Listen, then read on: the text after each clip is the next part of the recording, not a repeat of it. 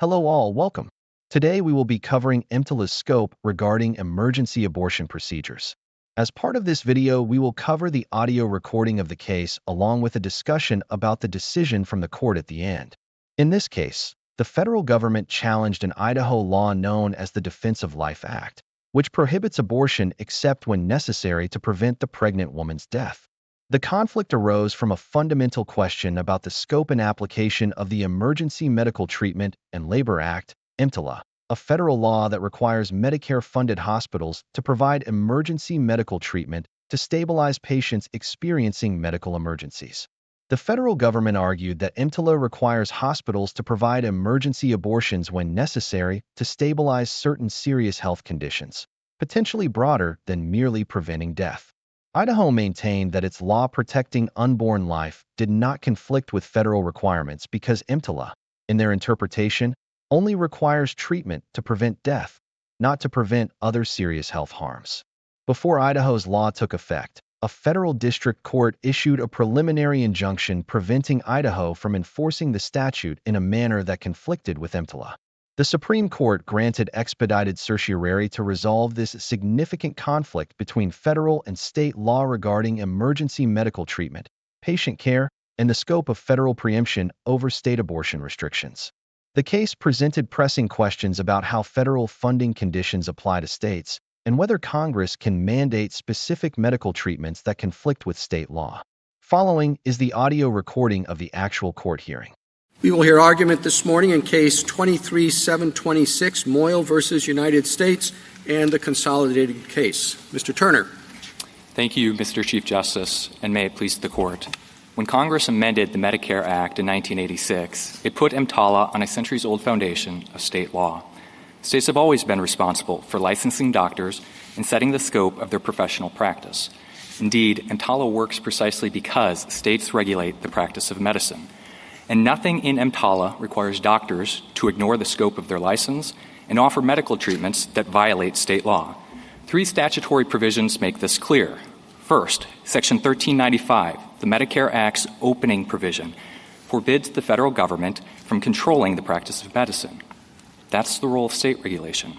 Second, Subdivision F in EMTALA codifies a statutory presumption against preemption of state medical regulations. And third, EMTALA's stabilization provision is limited to available treatments, which depends on the scope of the hospital staff's medical license. Illegal treatments are not available treatments. Add in this court's own presumption against preemption of state regulations, combine that with the need for clear and unambiguous spending clause conditions, and the administration's reading becomes wholly untenable. The administration's misreading also lacks any limiting principle. If ER doctors can perform whatever treatment they determine is appropriate, then doctors can ignore not only state abortion laws, but also state regulations on opioid use and informed consent requirements. That turns the presumption against preemption on its head and leaves emergency rooms unregulated under state law. It's unsurprising that no court has endorsed such an expansive view of EMTALA. And until Dobbs, nor had HHS. Everyone understands that licensing laws limit medical practice. That's why a nurse isn't available to perform open heart surgery, no matter the need, no matter her knowledge. The answer doesn't change just because we're talking about abortion. The court should reject the administration's unlimited reading of EMTALA and reverse the district court's judgment. I welcome the court's questions. Normally, when we have a preemption case, there's some relationship between the parties. Is the state being regulated by the federal government under EMTALA, or is the state engaged in some sort of quasi-contractual relationship? Yes, Your Honor. In this case, the state, Idaho, for example, has no state hospitals that participate with the emergency rooms in EMTALA. And so in this case, there isn't even a quasi-relationship. The parties being regulated by EMTALA here are hospitals and doctors. And I think your question is getting at the Armstrong issue And we think that is a significant question. It wasn't part of the question presented. We think the Indiana amicus brief raises significant questions and deals with that argument well. But the question presented here is one of direct conflict between Idaho's law and EMTALA. And on that question, we don't think it's hard at all. And, Your Honors, going to that direct conflict, I think if you consider the express limitation within the statute of availability. Well, before we do that, can I just step back and get your understanding of the statute?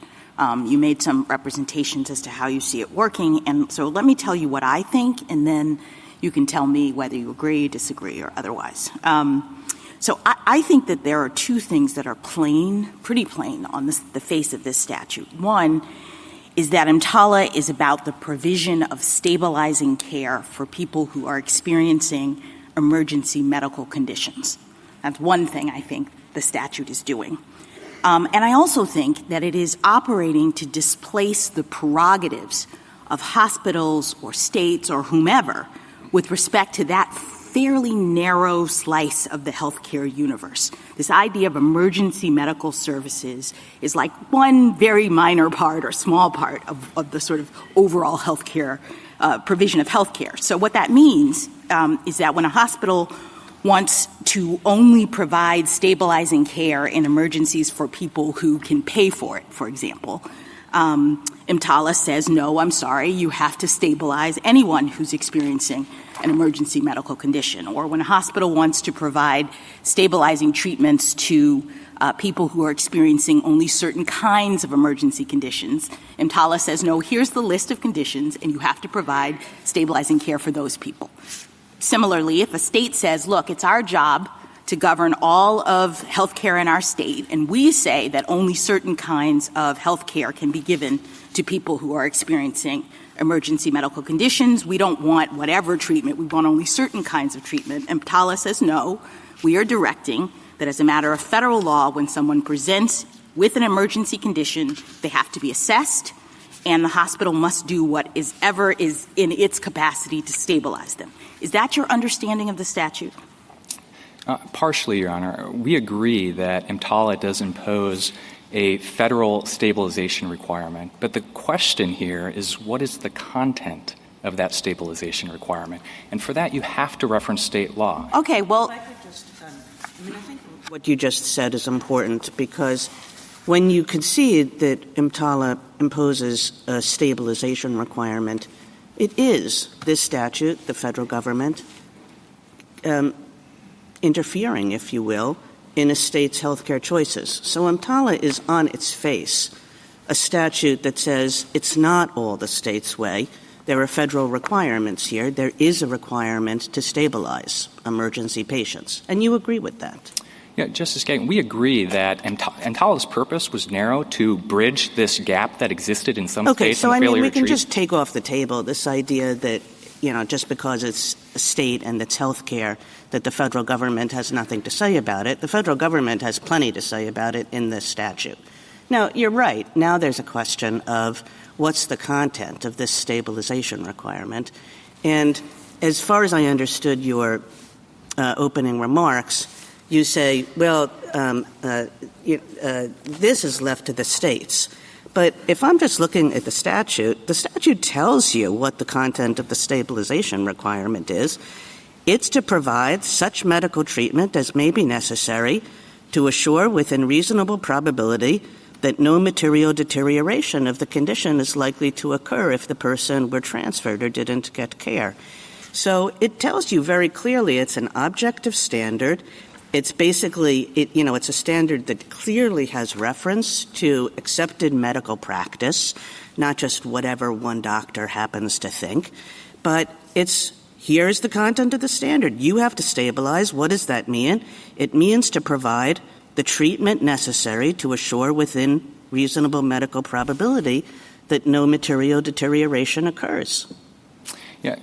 Let me respond in two ways. First, the objective standard that you set forth there and that understanding is contrary to the administration's view. They say it is a totally subjective standard, and whatever treatment a doctor determines is appropriate. I think that's not true. I mean, I think you guys can argue about this yourself, but as I understand the Solicitor General's brief, and we'll see what the Solicitor General says, but the Solicitor General says it's not up to every individual doctor. This is a standard that is objective, that incorporates accepted medical standards of care. Well, and the more fundamental point is the definition that you quoted of stabilizing care in the operative provision in B1 is also textually, explicitly qualified by that which is within the staff and facilities available at a hospital. Yes, and so That's quite right. That's quite right.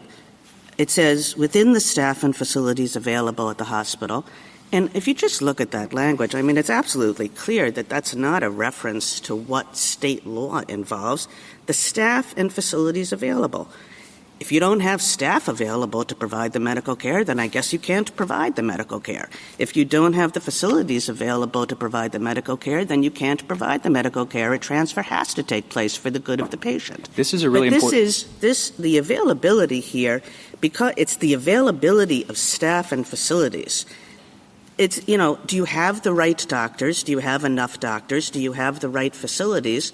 Or is it better for the patient to transfer them to the hospital a few miles away? You're exactly right. Do you have the right doctors? How do you answer that question except by reference to state licensing laws? But you absolutely can't do that. I mean, that's the sort of the initial point that I was trying to make, which is that the federal mandate is to provide stabilizing care for emergency conditions regardless of any other directive that the state has or the hospital has that would prevent that care from being provided. That's the work of the statute. Justice Jackson, that's not even HHS's conclusion. In the state operations manual, which they proffered on page 36 of the brief, it defines what makes a staff person available under the statute. And they say it has to. And does it say that they're not available if state law doesn't allow this procedure? It says they are available to the extent they are operating within the scope of their medical license. And that is our argument.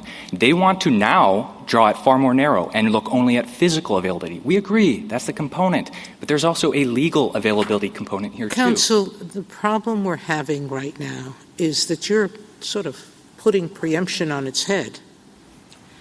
The whole purpose of preemption is to say that if the state passes a law that violates federal law, the state law is no longer effective. So there is no state licensing law that would permit the state to say, don't treat diabetics with insulin. Treat them only with pills, metformin. And a doctor looks at a juvenile diabetic and says, without insulin, they're going to get seriously ill. And the likelihood, and I don't know what that means under Idaho law, we'll get to that shortly, because, I don't know,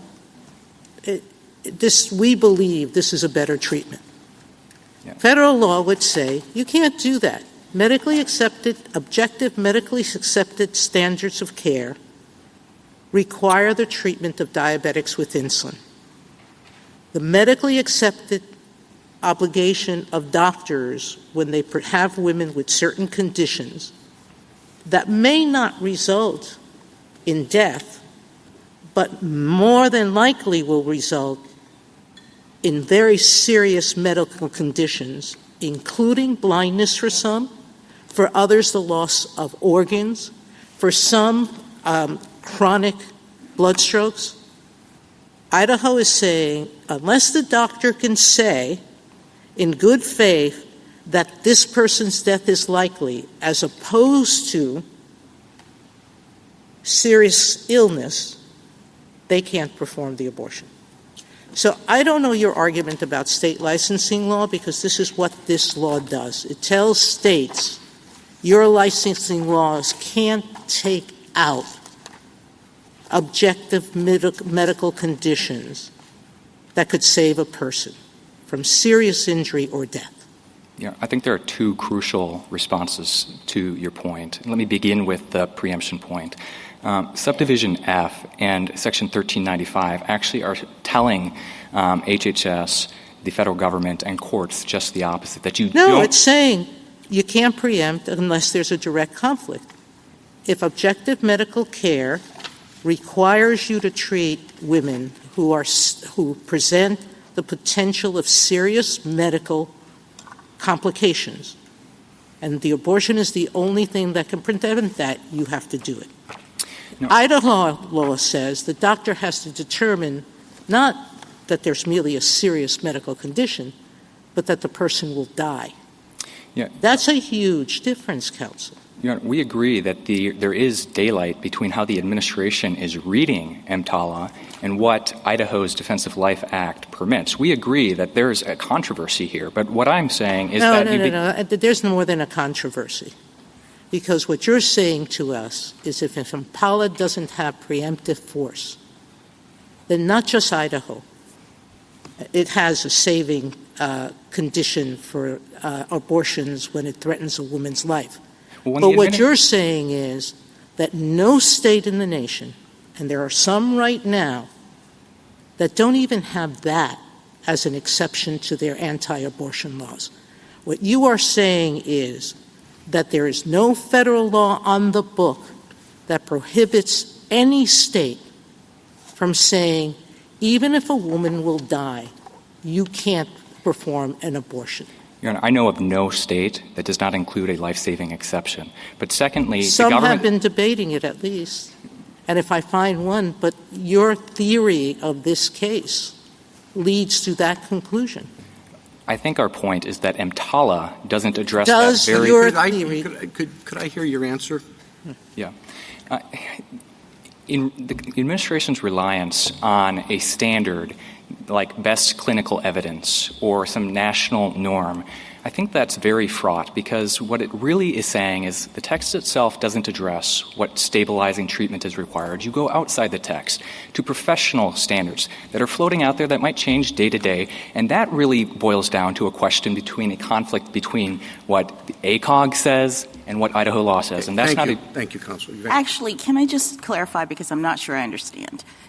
Sort of looking at this from a broader perspective, it seems to me that EMTALA says you must provide whatever treatment you have the capacity, meaning staff and facilities, to provide to stabilize patients who are experiencing emergency medical conditions.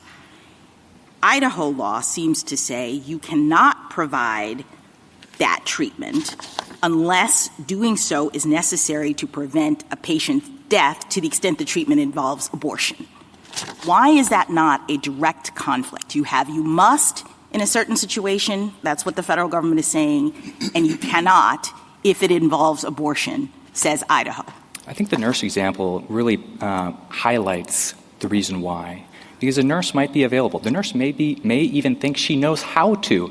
And under the flat must provision in EMTALA, the administration's reading would say, call her into action, put her into the operating room, and open the patient up. But right, that is and Idaho would say no. That's still a conflict. So fine, let's say the administration's position is that nurse can do it. Are you suggesting that federal law would not take precedence, would not preempt a state law that says no, she can't? Well, whether federal law could do that is a different question than whether EMTALA here does do that. And I think the answer is clear that it doesn't. I mean, it's like the Gonzalez v. Oregon case where the Controlled Substances Act, this court noted that was the provisions there rely upon and assume a medical profession being regulated by state police powers. That's the same with EMTALA. EMTALA is a 4-page statute. Congress didn't attempt to address the standards of care for every conceivable medical treatment. It definitely didn't address the standards of care. It did leave that to the medical community. It said, Congress was not going to address every treatment for every condition. But it said you do what is needed to assure non-deterioration. So I guess the question here is, do you concede that with respect to certain medical conditions, an abortion is the standard of care? No, because the standard of care in Idaho, there's a life-saving exception for certain abortions. And that is the standard of care. And the standard of care is necessarily set and determined by state. Well, I think you have to concede that with respect to certain medical conditions, abortion is the standard of care because your own statute, as interpreted by your own courts, acknowledges that when a condition gets bad enough such that the woman's life is in peril, then the doctors are supposed to give abortions. And the reason that that's true is that with respect to certain rare but extremely obviously important conditions and circumstances, abortion is the accepted medical standard of care. Isn't that right? Yes, and that was my point, that there is a life-saving exception under Idaho law. Now, the question here is... Now the question is it also the accepted standard of care when, rather than the woman's life being in peril, the woman's health is in peril? So let's take, all of these cases are rare, but within these rare cases, there's a significant number where the woman is, her life is not in peril, but she's going to lose her reproductive organs. She's going to lose the ability to have children in the future, unless an abortion takes place. Now, that's the category of cases in which EMTALA says, my gosh, of course the abortion is necessary to assure that no material deterioration occurs. And yet Idaho says, sorry, no abortion here. And the result is that these patients are now helicoptered out of state. Yeah. Your Honor, the hypothetical you raise is a very difficult situation. And these situations, nobody's arguing that they don't raise tough medical questions that implicate deeply theological and moral questions. And Idaho, like 22 other states, and even Congress and EMTALA, recognizes that there are two patients to consider in those circumstances. And the two-patient scenario is tough when you have these competing interests. That would be a good response if federal law did not take a position on what you characterize as a tough question. But federal law does take a position on that question. It says that you don't have to wait until the person is on the verge of death. If the woman is going to lose her reproductive organs, that's enough to trigger this duty on the part of the hospital to stabilize the patient. And the way to stabilize patients in these circumstances, all doctors agree. And Idaho law does not require that doctors wait until a patient is on the verge of death. There is no imminency requirement. There is no medical certainty requirement. I'm sorry, answer the following question, and these are hypotheticals that are true. Hold on one second, and you can tell me whether Idaho's exception, and we still go back to the point that even if Idaho law fully complies with the federal law, you have a pregnant woman who is early into her second trimester at 16 weeks, goes to the ER because she felt a gush of fluid leave her body. She was diagnosed with PPROM. The doctors believe that a medical intervention to terminate her pregnancy is needed to reduce the real medical possibility of experiencing sepsis and uncontrolled hemorrhage from the broken sac. This is a story of a real woman. She was discharged in Florida because the fetus still had fetal tones, and the hospital said she's not likely to die, but there are going to be serious medical complications. The doctors there refused to treat her because they couldn't say she would die. She was horrified, went home. The next day, she bled. She passed out, thankfully taken to the hospital. There, she received an abortion because she was about to die. What you are telling us, is that a case in which Idaho, the day before, would have said it's okay to have an abortion? Under Idaho's life-saving exception, a doctor could in good faith, if the doctor could in good faith medical judgment determine... No, I'm asking you. The Florida doctor said, I can't say she's going to die.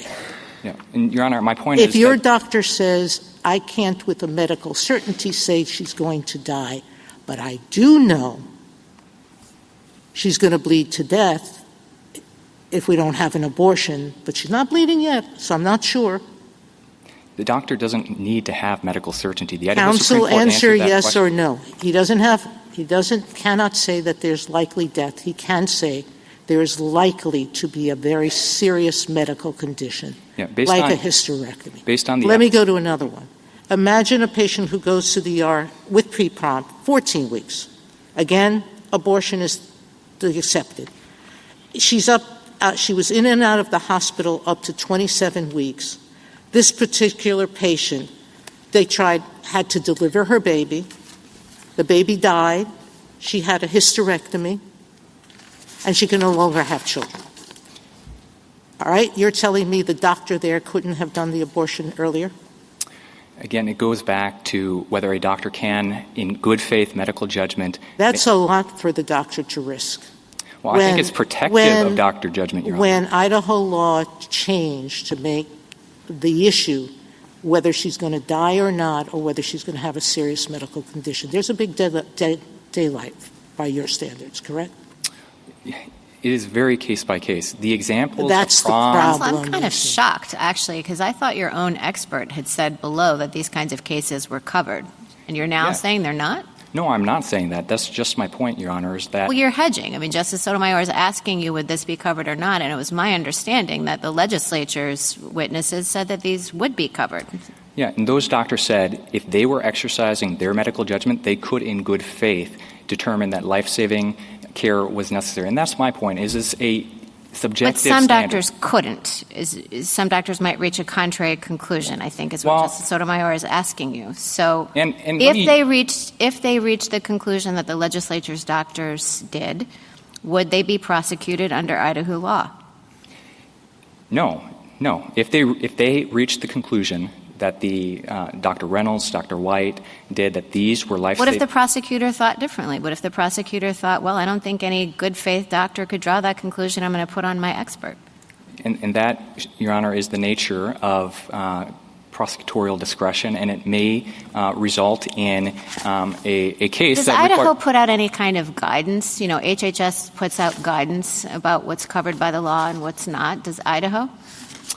There are regulations. DAPA has some regulations, but I think the guiding star here is the Planned Parenthood v. Wasden case, which is a lengthy, detailed treatment by the Idaho Supreme Court of this law. And the court made clear that there is no medical certainty requirement. You do not have to wait for the mother to be facing death.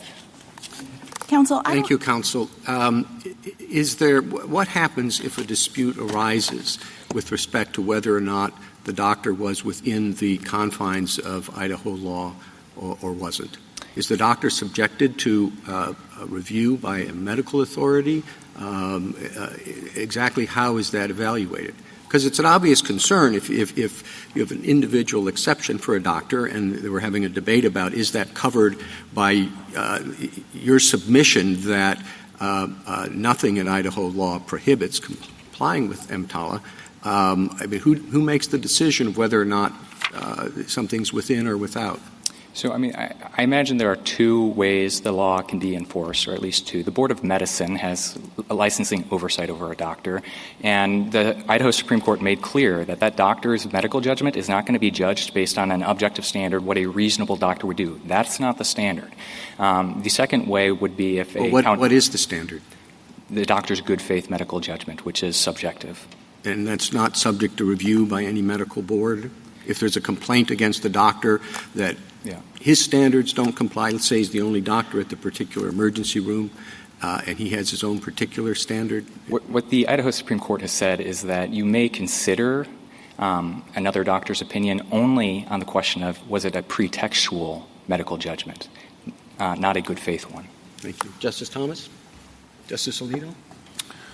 Well, I would think that the concept of good faith medical judgment must take into account some objective standards, but it would leave a certain amount of leeway for an individual doctor. That was how I interpreted what the state Supreme Court said. Now, you have been presented here today with very quick summaries of cases and asked to provide a snap judgment about what would be appropriate in those particular cases. And honestly, I think you've hardly been given an opportunity to answer some of the hypotheticals. But would you agree with me that if a medical doctor who is an expert in this field were asked, bang, bang, bang, what would you do in these particular circumstances, which I am now going to enumerate, the doctor would say, wait, I don't This is not how I practice medicine. I need to know a lot more about the individual case. Would you agree with that? Absolutely. And ACOG has, in the case of prom, for example, ACOG doesn't just knee-jerk say an abortion is the standard of care. ACOG itself says that expectant management is oftentimes the appropriate standard of care. And so these are difficult questions that turn on the facts that are on the ground between the doctor as he is assessing them with his medical judgment that he's bringing to bear, but is also necessarily constrained by Idaho law. Just like every other area of the practice of medicine, state law confines doctor judgment in some ways. Thank you. Justice Sotomayor? There is a difference between stabilizing a person who presents a serious medical condition requiring stabilization than a person who presents with a condition, quoting Idaho's words, where there is poses a great risk of death to the pregnant women. You agree there's daylight between the two? We agree, and I think this is and most... And so there will be some women who present serious medical condition that the federal law would require to be treated who will not be treated under Idaho law. No, I disagree with that. Idaho hospitals are treating these women. They're not treating these women with abortions necessarily, Your Honor. And that's an important point. Just answer the point, which is they will present with a serious medical condition that doctors in good faith can't say will present death, but will present potential loss of life. Those doctors, potential loss of an organ or serious medical complications for the woman, they can't perform those abortions. Yeah, Your Honor, if that hypothetical exists, and I don't know of a condition that is so certain to result in the loss of an organ, but also so certain not to transpire with death, if that condition exists, yes, Idaho law does say that abortions in that case aren't allowed. And I think all right, let me stop you there, because all of your legal theories rely on us holding that federal law cannot preempt state law on these issues. And so when I asked you the question, if a state defines likelihood of death more stringently than Idaho does, you would say there's no federal law that would prohibit them from doing that. Well, I would say that EMTALA does not contain a standard of... So there is no standard of care. In your briefing, you made the SG's position here, and you almost argue that now, that their position that federal law requires stabilizing treatment and not equal treatment of patients, which was a position you took in your brief. You seem to have backed off from it here. You seem to agree that federal law requires some stabilizing condition, whether or not you provide it to other patients. But I have countless briefs that say that that HHS has filed that pre-DOPS, pre-2009, this is not an unprecedented position, that HHS in countless situations cited hospitals for discharging patients who required an abortion as a stabilizing treatment. Congress discussed that topic in the Affordable Care Act and explicitly said that nothing in the Affordable Care Act shall be construed to relieve any health care provider from providing emergency services as required by state or federal law. Medical providers have told us that for decades they have understood both federal law and state law to require abortions as stabilizing conditions for people presenting serious medical risk. Lower courts, there's at least cases of lower courts saying you have to provide abortion. So this is not a post-Dobbs unprecedented position by the government. It absolutely is. In footnote 2, the administration cites to 2 spreadsheets that contain 115,000 rows of enforcement instances. The administration has not identified a single instance. Counsel, pre-Dobbs, this wasn't much of a question, but there is HHS guidance, and there's at least 3 cases in which it was invoked. The fact that that HHS didn't have to do it much before pre-Dobbs doesn't make their position unprecedented. My point is more fundamental, Your Honor. It's not just that there are few instances. There are no instances, and not just on the issue of abortion. On any instance where HHS has come in and told a hospital, you have to provide a treatment that is contrary to state law. And this isn't just about abortion. Consider opioids. Now we're back to that. Okay. Thank you. Justice Kagan. Mr. Turner, practicing medicine is hard, but there are standards of care, aren't there? Yes, there are. And one of those standards of care with respect to abortion is that in certain tragic circumstances, as you yourself, as your own state's law acknowledges, where a woman's life is in peril, an abortion is the appropriate standard of care. Isn't that right? That's right.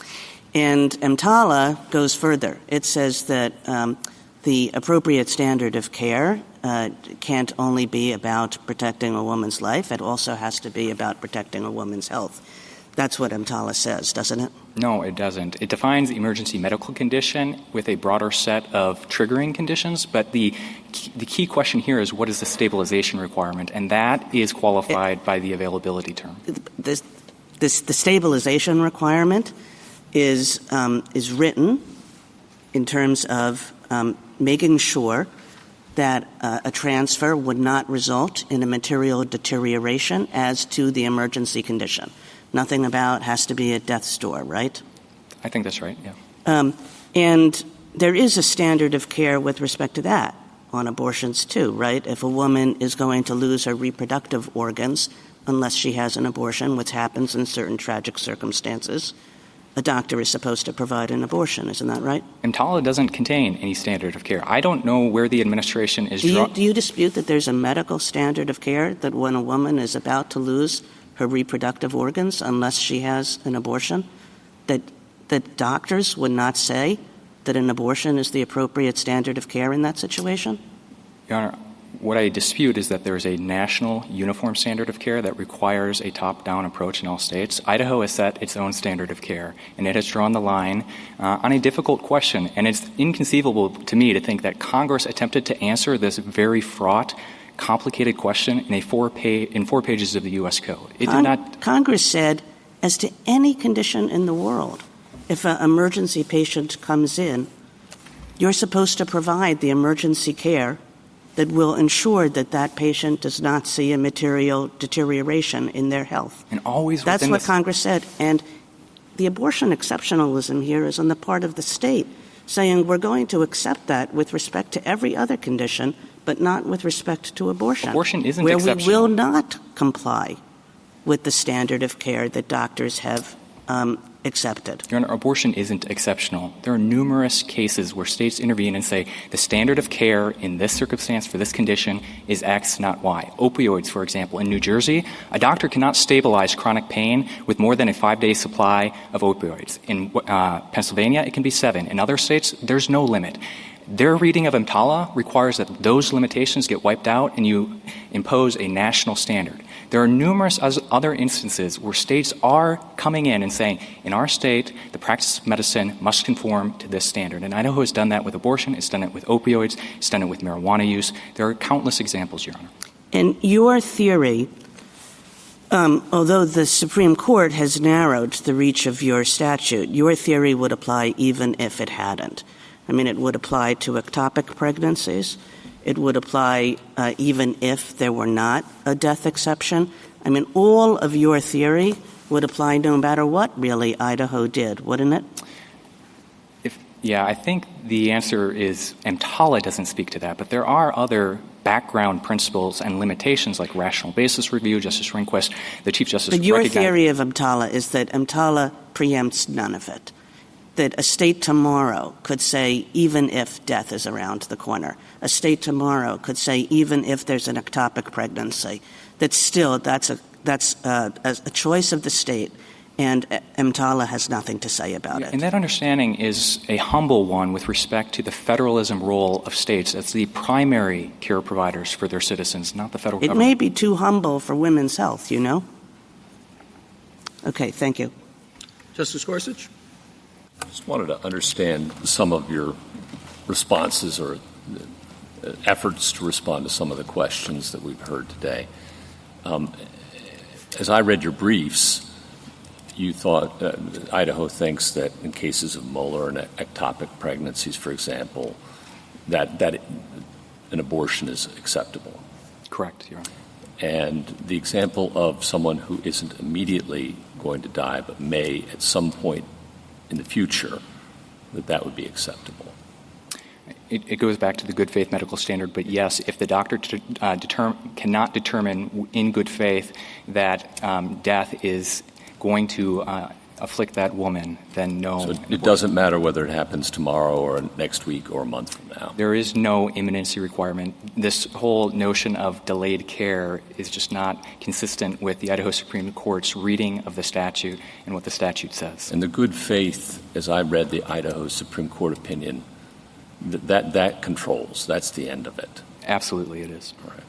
And then what do we do with the EMTALA's definition of individual to include both the woman and, as the statute says, the unborn child? Yeah, we're not saying, Your Honor, that EMTALA prohibits abortions. So, for example, in California, stabilizing treatment may involve abortions consistent with what that state law allows its doctors to perform.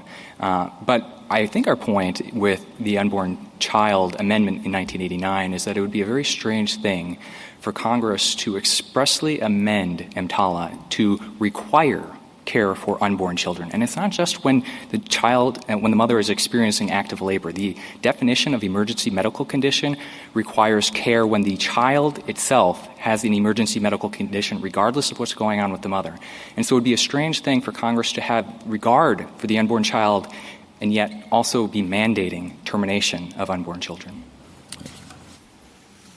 Justice Kavanaugh? I just want to focus on the actual dispute as it exists now, today, between the government's view of EMTALA and Idaho law, because Idaho law has changed since the time of the district court's injunction, both with the Idaho Supreme Court and with a clarifying change by the Idaho legislature.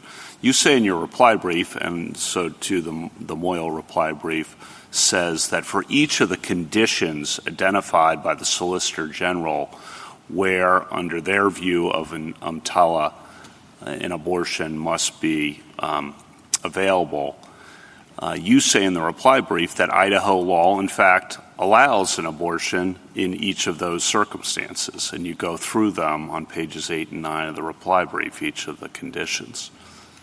Is there any condition that you're aware of where the Solicitor General says EMTALA requires that an abortion be available in an emergency circumstance where Idaho law, as currently stated, does not?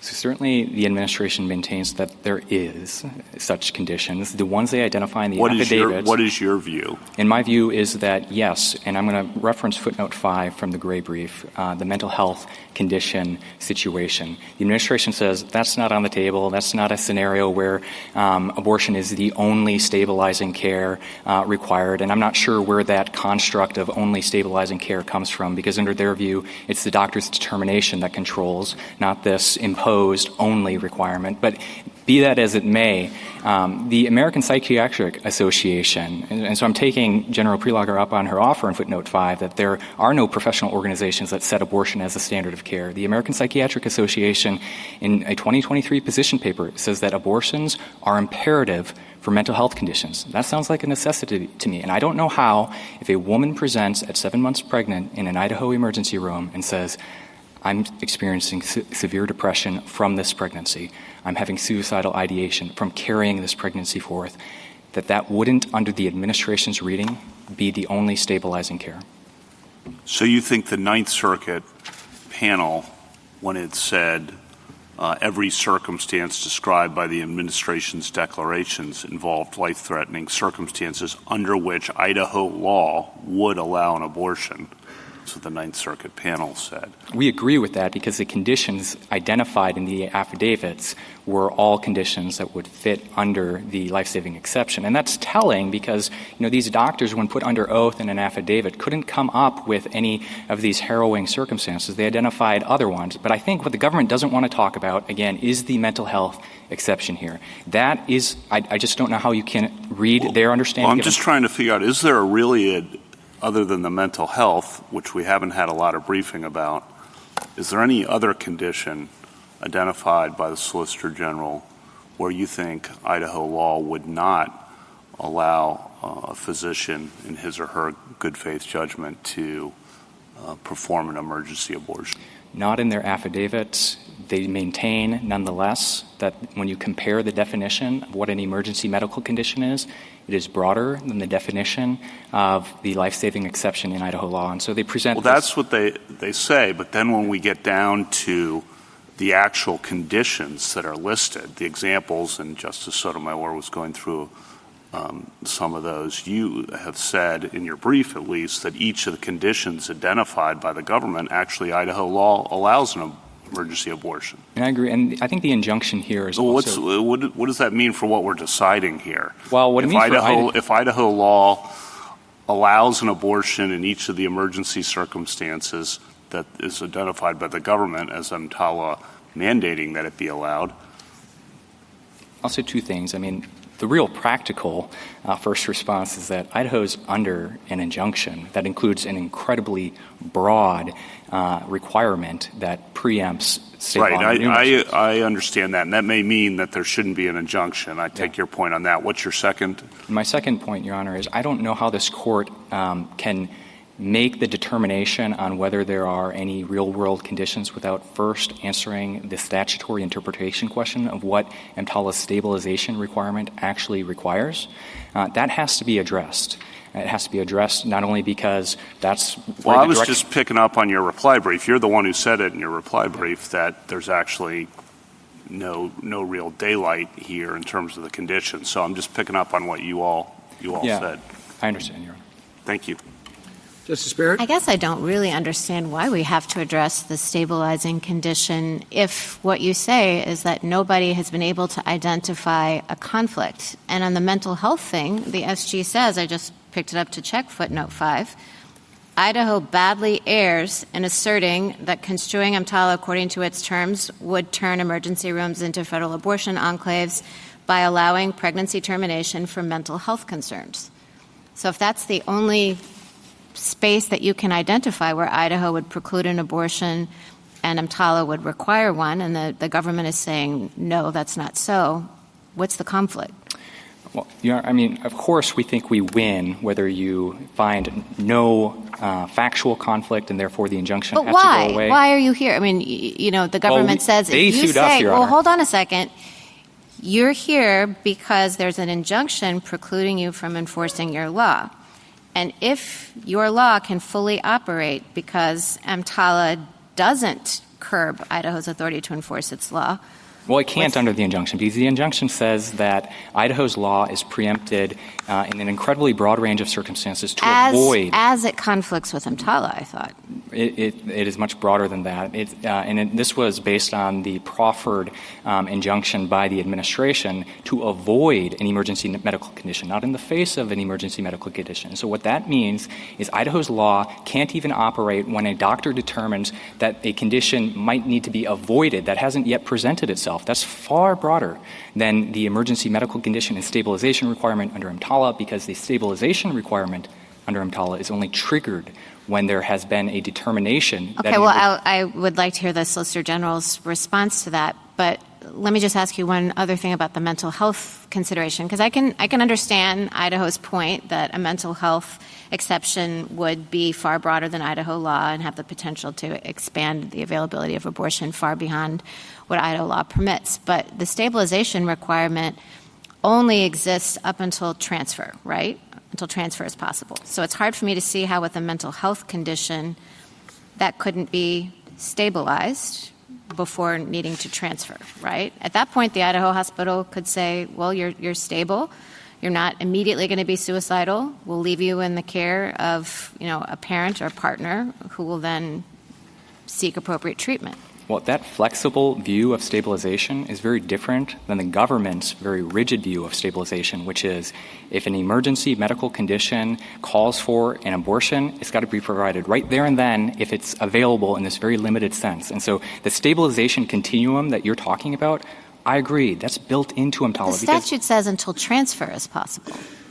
Well, the transfer provision kicks in if a hospital is unable to stabilize a condition. And so if a patient presents at a hospital and that hospital has the capability, the availability to stabilize a condition, in the case of mental health, I invite General Prelogger to come up here and tell you that I've got it all wrong and that, the mother that I described would not need to receive stabilization in that circumstance and instead would be transferred to a psychiatric hospital or something, and that wouldn't constitute dumping under their reading. I just don't see how that comports with everything they've said about the rigid view of stabilization, that if a condition calls for it and the hospital can do it, it's got to be done there and then. Does Idaho have any kind of conscience exemption for doctors under state law? It does, and there are federal conscience protections as well, and I think that is a key point here, Your Honor. The administration told this court in the FDA case that individual doctors are never required to perform an abortion, from what I could tell, but that doesn't extend to hospitals. And so in the case of Catholic hospitals, and there are hundreds of them treating millions of patients every year, under the administration's reading, Catholic hospitals who faithfully adhere to the ethical and religious directives are now required to perform abortion. Is that because no federal conscience exemption applies? I don't know why they say that's the line that they draw between individual doctors and religious institutions, because Code Snow on its face seems to cover both. Okay, thank you. Justice Jackson? I'm really surprised to hear you say that Idaho law permits everything that the federal law requires. So I'm trying to understand that, because it seems to me that if that's the case, then why couldn't emergency room physicians in Idaho just ignore Idaho law and follow the federal standard? I mean, if the state is doing exactly what the federal law says is required, if it's okay by Idaho, then fine. We set Idaho aside, we do what the federal law says, and we all go home. Well, I mean, our reading, of course, is that there is no conflict, and so as doctors aren't having to make this choice of do I follow EMTALA or do I follow... So your representation on behalf of Idaho is that if an emergency room physician in Idaho follows EMTALA in terms of when an abortion is required to stabilize a patient, they will be complying with Idaho law such that there's going to be no prosecution and no problem. Yes, because they have to comply with Idaho law to comply with EMTALA. No. I'm asking you if they comply with EMTALA, will they necessarily have satisfied the requirements of Idaho law? Because that's what you seem to say in response to Justice Kavanaugh and in response to Justice Barrett. So I just want to make clear if that's the position of the state. The scope of EMTALA stabilization requirement is necessarily determined by Idaho law in this case. So, no, you're saying if they follow Idaho law, then they will be following EMTALA law. Well, I think it's both, Your Honor. No, it's not. I'd like for you to entertain the other possibility. You seem to be saying every situation in which the United States says, here's a stabilization situation that the United States would say the person has to have an abortion, the physicians would say we're following an EMTALA and abortion is required. I thought you said in response to Justice Kavanaugh, yes, Idaho law would also say that's a situation in which an abortion is allowed. If that's the case, then it seems to me there is no daylight, there's no conflict, as you said, but it's because Idaho law is in full compliance with what the federal law is saying. We're getting it wrong, you're saying. Like this death thing, that's not what we really mean. What we mean is whenever it's necessary to stabilize a patient who is experiencing deterioration as federal law requires. No, I think I understand the point that you're making. And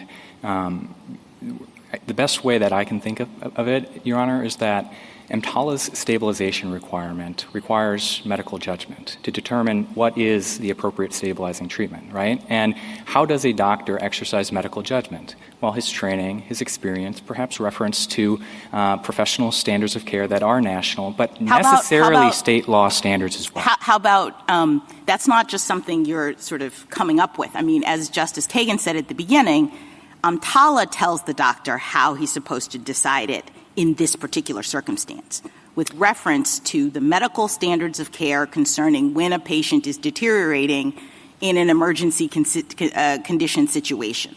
Yeah, so if that's the standard in EMTALA, are you representing that that is exactly what Idaho is saying, so that all the doctors need to do is follow EMTALA and they'll be fine under Idaho law? Well, of course we're saying that Idaho doctors need to comply with EMTALA. The question is, how do doctors comply with EMTALA?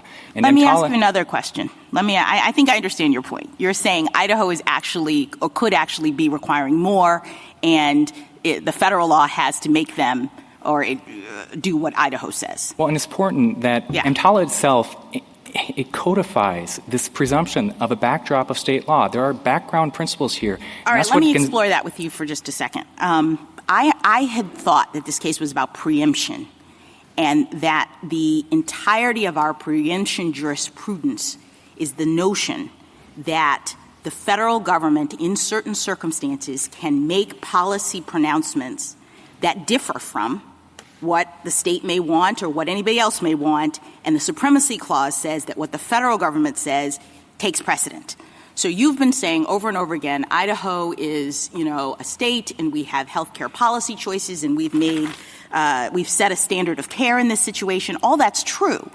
But the question is, to what extent can the federal government say, no, in this situation, our standard is going to apply?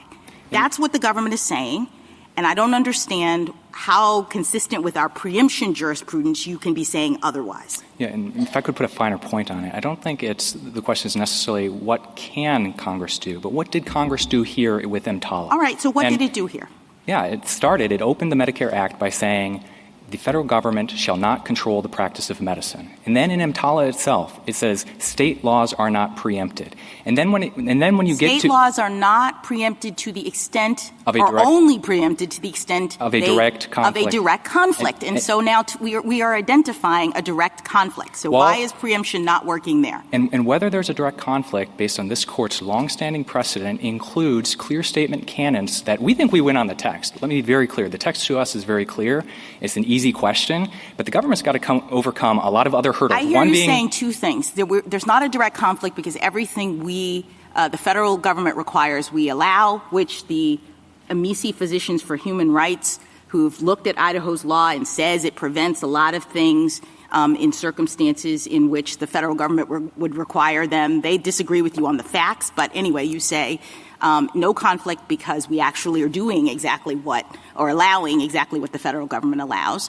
And you say no conflict because the federal government in this situation wanted states to be able to set the standards.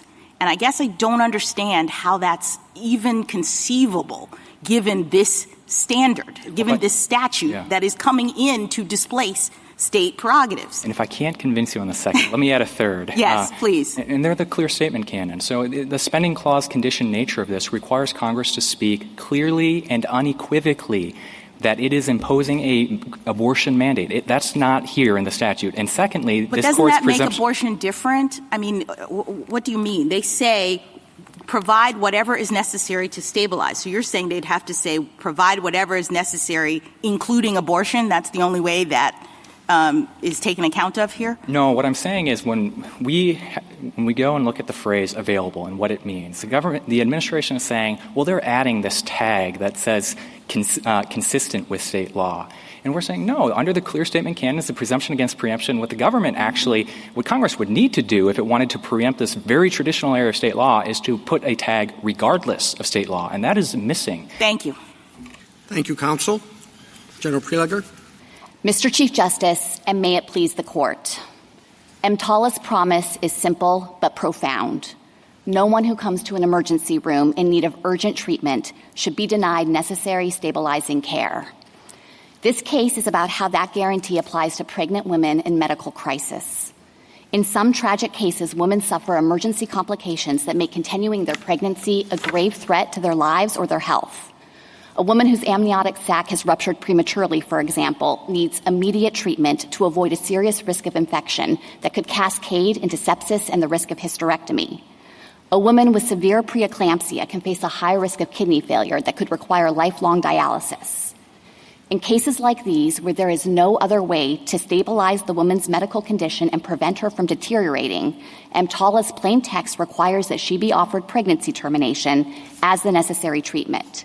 And that's how this law has been understood and applied for decades. That usually poses no conflict with state law. Even states that have sharply restricted access to abortion after Dobbs generally allow exceptions to safeguard the mother's health. But Idaho makes termination of felony punishable by years of imprisonment unless it's necessary to prevent the woman's death.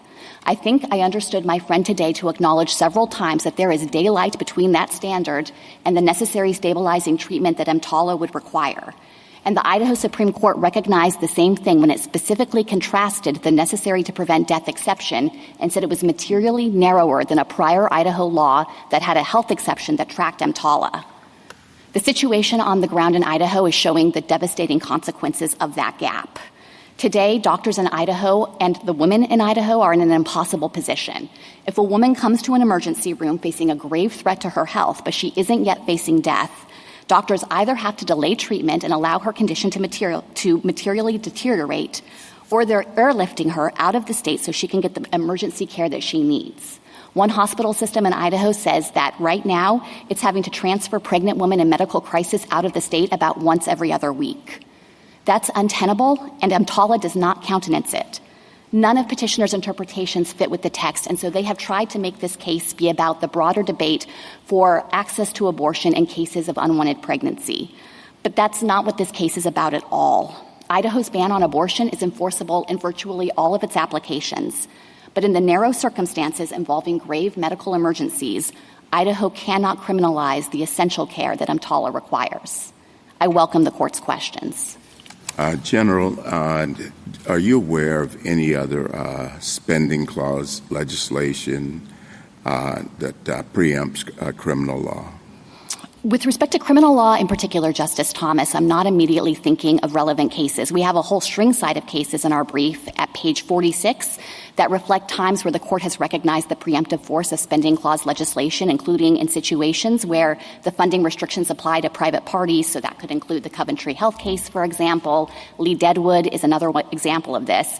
But I'm not immediately recalling how that would apply in criminal law. Of course, this court hasn't drawn those kinds of distinctions in recognizing the force of the supremacy clause. Now, normally when we have a preemption case, it's a regulated party who is involved in a suit, and they use it as an affirmative defense, for example, in Wyeth or something. In this case, you are bringing an action against the state, and the state's not regulated.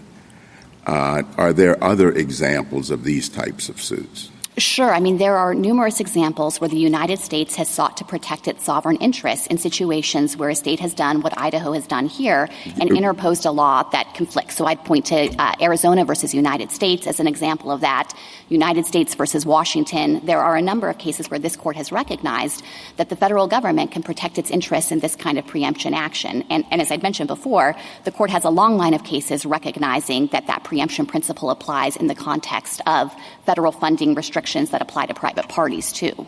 But even when the party that you're bringing the action against is not a regulated party? That's correct, because what Idaho has done here is directly interfered with the ability of the regulated parties who have taken these funds, federal funds with conditions attached, from being able to comply with the federal law that governs their behavior. Now, this was an essential part of the bargain that the federal government struck with hospitals in substantially investing in their hospital systems. And what the state has done is said, you, through our operation of state law, are no longer permitted to comply with this fundamental stabilization requirement in EMTALA in this narrow category of cases. Well, normally, wouldn't it be the regulated party that would actually be asserting the preemption that you're talking about? Certainly, I can imagine situations, for example, where a regulated party would assert a preemption defense and to say that state law itself is preempted to the extent that it prevents that party from being able to comply with federal law. But I'm not aware of any principle or precedent in this court's case law to suggest that that's the only way for the government to protect its sovereign interests. That is the normal way, though. I think that that's often the fact pattern of particular cases.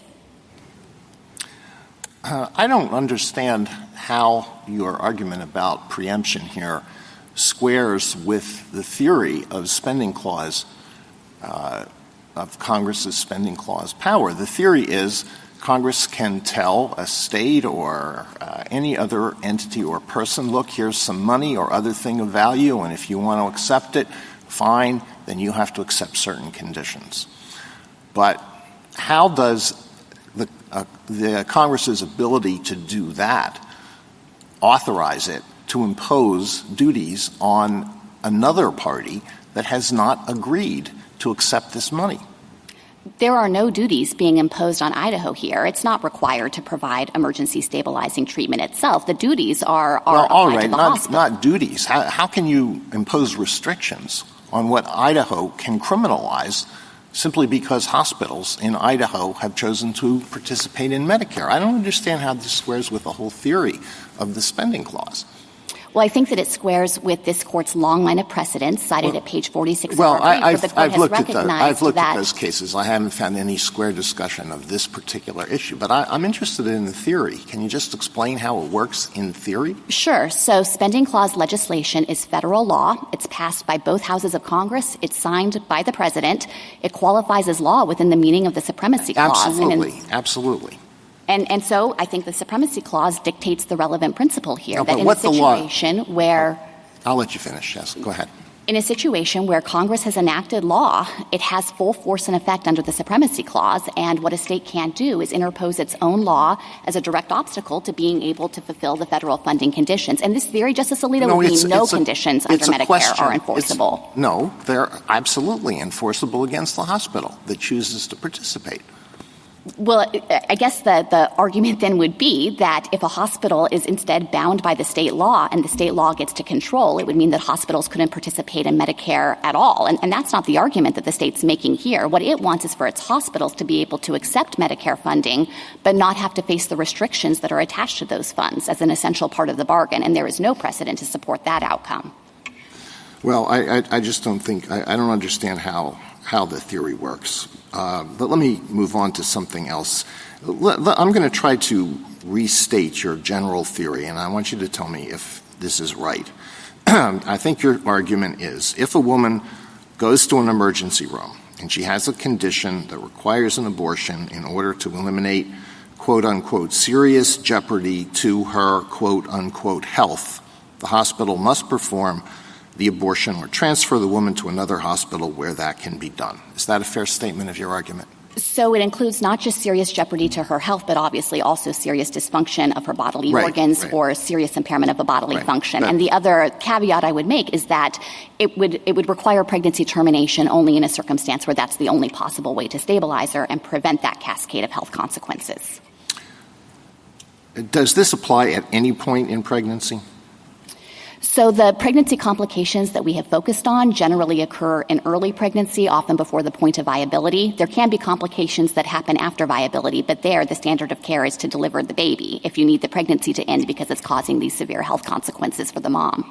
Well, what if it occurs at a point where delivering the baby is not an option? You're out of the third trimester, but it's really not an option to deliver the baby. You said that you're in the third trimester? No, I'm sorry, out of the first trimester. So if you're contemplating a situation where delivery is not an option, then I think in that circumstance, if the only way to prevent grave risk to the woman's health or life is for the pregnancy to end and termination is the only option, then yes, that's the required care that EMTALA has through its stabilization mandate. But critically, in many of these cases, the very same pregnancy complication means the fetus can't survive regardless. I understand that. There's not going to be any way to sustain that pregnancy. Let me ask you squarely the question that was discussed during Mr. Turner's argument. Does the term health in EMTALA mean just physical health, or does it also include mental health? There can be grave mental health emergencies, but EMTALA could never require pregnancy termination as the stabilizing care. Why? And here's why. It's because that wouldn't do anything to address the underlying brain chemistry issue that's causing the mental health emergency in the first place. This is not about mental health generally. This is about treatment by ER doctors in an emergency room. And when a woman comes in with some grave mental health emergency, if she happens to be pregnant, it would be incredibly unethical to terminate her pregnancy. She might not be in a position to give any informed consent. Instead, the way you treat mental health emergency is to address what's happening in the brain. If you're having a psychotic episode, you administer antipsychotics. Well, I really want a simple, clear-cut answer to this question so that going forward, everybody will know what the federal government's position is. Does health mean only physical health, or does it also include mental health? With respect to what qualifies as an emergency medical condition, it can include grave mental health emergencies, but let me be very clear about our position. That could never lead to pregnancy termination because that is not the accepted standard of practice to treat any mental health emergency. Does the term serious jeopardy in E11 little I mean an immediate serious risk, or may a risk of serious consequences at some future point suffice? The standards is defined in terms of whether you need immediate medical treatment. And so the relevant question is, in the absence of immediate medical treatment, are you going to have this serious jeopardy to your health, dysfunction of your organs? Will your bodily system start shutting down? So it is pegged to the urgency of acute care in an emergency room. So it has to be immediate. The relevant standard under the statute is phrased in terms of whether these consequences will occur without immediate treatment. Yes, so it's focused on the interaction between having some kind of urgent health crisis that takes you to an emergency room in the first place, and then how proximate these consequences are likely to be. Well, there are two different things there. Whether the woman is in immediate jeopardy, or whether the woman needs immediate care in order to eliminate jeopardy at a later point. So I understand your answer to be that the woman need not be in immediate jeopardy, but if she doesn't get care right away, jeopardy at some future point may suffice. So the statutory standard itself is focused on immediate health risks. It's looking at the possibility that if the woman doesn't get treatment then and there, what will happen, what will reasonably be expected to occur is that her organs could start shutting down, or she might lose her fertility or have other serious health consequences. It is focused on this temporal link between the immediate need for treatment, which is, I think, reflective of the fact that Congress was narrowly focused on this emergency acute medical situation. Do the terms impairment to bodily functions or serious dysfunction of any bodily organ or part refer only to permanent impairment or dysfunction? Does it also refer to temporary impairment or dysfunction? I think it can also refer to temporary impairment, but I'm not sure that it's easy to parse the two. For example, a lot of times a pregnant woman in distress, she might start suffering liver damage or kidney malfunction, and you don't know ex ante whether that's going to be permanent or not. The instruction that Congress gave in EMTALA is you need to stabilize to guard against those very serious health risks. General, I'd like to, just understand kind of the scope of your argument here on the Supremacy Clause and how it operates in your mind. Putting aside this case, could the federal government condition the receipt of funds on hospitals that they comply with medical ethics rules provided for by the federal government, a medical malpractice regime, and a medical licensing regime, such that effectively all state medical malpractice laws, all state medical licensing laws would be preempted? And you're imagining that this is regulatory action or that Congress has passed a statute creating kind of a federal malpractice regime? You call it. I mean, I think I have a broad view of Congress's authority to enact statutes. And so what I'd want to assess in that situation is, whether Congress is acting pursuant to one of its enumerated powers. Spending clause. It was all spending clause. Yeah. So I think that very likely Congress could make those kinds of judgments and attach conditions to the receipt of federal funds. And, in Medicare, there are substantial conditions. All hospitals in the state and effectively transforms the regulation of medicine into a federal function? There might be a point at which this court thinks that it's really encroaching on the state's prerogatives in ways that are inconsistent with our constitutional structure, but I don't think we're anywhere close to that in this case. But do you see any bounds just in principle? I think the bounds, would have to come from this court's case law concerning federalism principles. The court has said in cases like Gonzalez versus Oregon that, of course, the federal government has authority to comprehensively regulate on health and safety, including with respect to medical care. And so I don't think that there's any principle of exclusive governance of this area by the state. But obviously, I'm sure you could construct hypotheticals that really seem to be the federal government entirely taking over a state function, and maybe that would be subject to a different principle. Yeah. EMTALA and Medicare allow the federal government to enforce the EMTALA dictate through civil monetary penalties? That's correct, yes. And also you can terminate the Medicare agreements if a hospital violates EMTALA, in your view? Yes. Generally, the hospital is given the opportunity to come into compliance and to develop a plan to ensure that there won't be future EMTALA violations. It would obviously be an extreme sanction to terminate Medicare funding, but that is a possibility. And there's also a private right of action for EMTALA violations that have the possibility of equitable relief as well. Yes.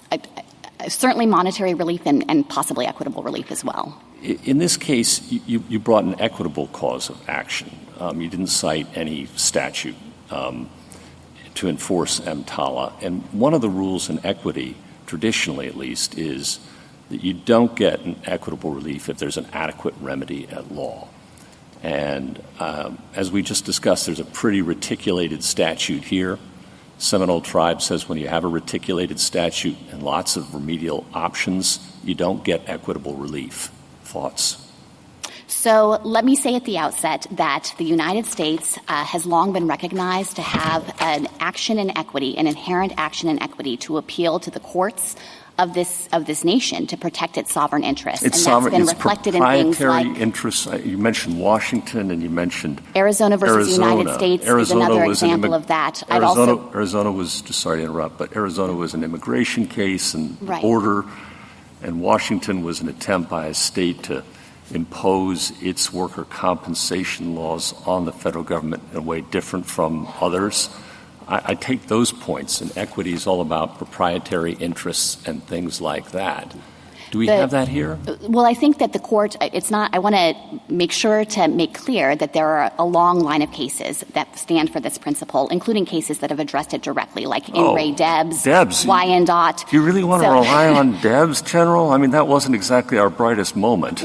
I do think, though, that it reflects the history and tradition of this nation in recognizing that it's entirely appropriate for the United States to seek to protect its interests in this manner. And let me say, Justice Gorsuch, this is a really important issue to the United States. It wasn't pressed below. It wasn't passed upon. We haven't briefed it at all. It's not jurisdictional. I'm just trying to understand where it comes from. What is the proprietary interest here? It seems to me it's your money and how it's being spent, and Congress has given you lots of tools. I think it also comes from the recognition under obstacle preemption principles that there are important functions to be served by having the Medicare program in place, and Idaho has directly interfered with the ability of hospitals to accept these federal funds when they stand willing and able to comply with EMTALA's mandates and fulfill Congress's desire here to make sure that no matter where you are in this country, if you have an urgent medical need and you go to an ER, you can be stabilized. Thank you. General, Counsel, your friend on the other side said that your position would require religiously affiliated hospitals with emergency rooms to perform abortions. Was he right? No, my friend was wrong. There are federal conscience protections that apply at the entity level to hospitals as well. The key provisions are in the Weldon Amendment and also Coate Snow, although that depends on the residency program of a particular hospital. Now, HHS said in a 2008 rulemaking on conscience protections that it had never come across a hospital that had a blanket objection to providing life-preserving and health-preserving pregnancy termination care. But if a hospital had that kind of objection, and HHS recently informed me they still have not come across that hospital, that would be honored vis-a-vis HHS's enforcement ability. You said that applies at the entity level. Can individual doctors in the emergency room, do they have a conscience exemption? Oh, yes. Yes, they're protected under the Church Amendments principally. And our position is that EMTALA does not override either set of conscience protections. So if an individual doctor has a conscience objection to providing pregnancy termination, EMTALA itself imposes obligations at the entity level, and the hospital should have plans in place to honor the individual doctor's conscience objection while ensuring appropriate staffing for emergency care. Does that mean that there must be somebody in the emergency room that can provide an abortion? What if there are 2 doctors, 3 doctors, and they all have a conscience exemption? No, in that circumstance, EMTALA could not override those individual doctors' conscience protections, but my understanding is that as a matter of best practice, because hospitals want to be able to provide emergency care, they do things like ask doctors to articulate their objections in advance so that can be taken into account in making staffing decisions and who's on call. Hospitals have a lot of plans in place for these kinds of contingencies. Yeah. Are you saying that there must be somebody available and on call in hospital of that sort? The conditions of participation for Medicare require hospitals to be appropriately staffed to provide emergency treatment. Now, in a situation where a hospital hasn't done that and it doesn't have anyone on hand who can provide care, maybe all of the doctors called in sick that day and there's just literally no one in the emergency room, or in this case, if everyone had a conscience objection, then the hospital would not be able to provide the care. But there are conditions of participation that are meant to ensure that there is good governance of hospitals and organization to account for these situations. And the consequence of them not being able to provide the care would be what? In that circumstance, I think they would likely be out of compliance with the conditions of participation that require them to be appropriately staffed. But if the question is, could you force an individual doctor to step in then over a conscience objection, the answer is no. And I want to be really clear about that. We don't understand EMTALA to displace it. Excuse me. The question is whether or not they must have available someone who can comply the procedures required by EMTALA. And what would be the consequence if they didn't? Would it be eventual termination of their participation in Medicare? That's right. So if a hospital was continually disobeying the requirement to have in place sufficient personnel to run their emergency room, then I imagine that HHS would, through enforcement action, work with that hospital to try to bring it into compliance. And if the hospital ultimately is just leaving itself in a position where it can never provide care, then it would terminate the Medicare funding agreement. I thought you just said a minute ago. I'm sorry. Oh, no, go ahead. I just want to clarify this colloquy. I thought you said a minute ago, though, if the hospital had a conscience objection and therefore didn't provide certain care, that wouldn't render it out of compliance. Which is it? That's correct. So the hospital could assert a conscience objection, and EMTALA would not override that. My question, I have a question about the Hyde Amendment. So I gather from the briefing that there might be some situations in which EMTALA would require an abortion, but the Hyde Amendment wouldn't permit federal funds to be used to pay for it. And you said in your brief that EMTALA requires in other circumstances as well stabilizing treatment to be given that federal funds don't cover. Can you give an example of that? And am I right about the Hyde Amendment? And then can you give an example of that? Yes. So you are right about both things. It is common under EMTALA that hospitals are going to have to provide care where there's not federal funding available. And I'll give you an example of a Medicare patient who goes in and his emergency medical condition means he needs a particular drug that's not covered by Medicare benefits. Still, the hospital has to provide him with stabilizing treatment and give him that medication, even though the federal funding isn't going to pay for it. And that also applies to people who are uninsured, who aren't covered by Medicare in the first instance. The whole point of EMTALA was it doesn't matter your circumstances, it doesn't matter whether you can pay or not, it doesn't matter the particulars of your situation. This is a guarantee. You can get stabilizing treatment. I want to say, though, that I don't think there's any inconsistency between the lines Congress drew in EMTALA and Hyde. And Congress itself has recognized that these statutes address discrete issues. I'm thinking here of the provision in the Affordable Care Act that was exclusively about abortion, and there Congress said, nothing in the ACA displaces Hyde and the other federal funding restrictions on abortion, but also nothing in the ACA displaces EMTALA's requirement to stabilize. And that shows two things. It shows first that Congress recognized that stabilizing care can sometimes be pregnancy termination. And I think it also showed Congress's recognition that these statutes address their own distinct spheres. And one final point on Hyde, Justice Barrett. My friend isn't drawing a line based on Hyde either, because his point is even if a woman is on the brink of death and she goes to an emergency room and there are federal funds available under Hyde to treat her, still hospitals have no obligation under EMTALA to provide that care. So what about the colloquy I was having with your friend about what stabilizing treatment entails? Let's imagine a situation in which a woman is, 10 weeks and is told that if you carry this pregnancy to term, it could have, consequences for your health, but you just would need to abort but before, say, 15 weeks, something like that. So there's not an immediacy, so she's stable when she leaves the hospital. But in Idaho, there's no place else that she can go, at least until she's 15 weeks. what is the federal government's position then? I think, if I'm understanding the hypothetical correctly, that she likely wouldn't have an emergency medical condition in the first place, because the definition of having an emergency medical condition is that without immediate treatment, you will reasonably be expected to have serious dysfunction of your organs or serious impairment of your bodily functions. And so in that situation where a woman is somewhat high risk, maybe she has certain complications where doctors can say there's some danger with continuing this pregnancy, I don't think that creates the kind of emergency medical condition that EMTALA is aimed at. Okay, last question, and this is about the spending clause issue.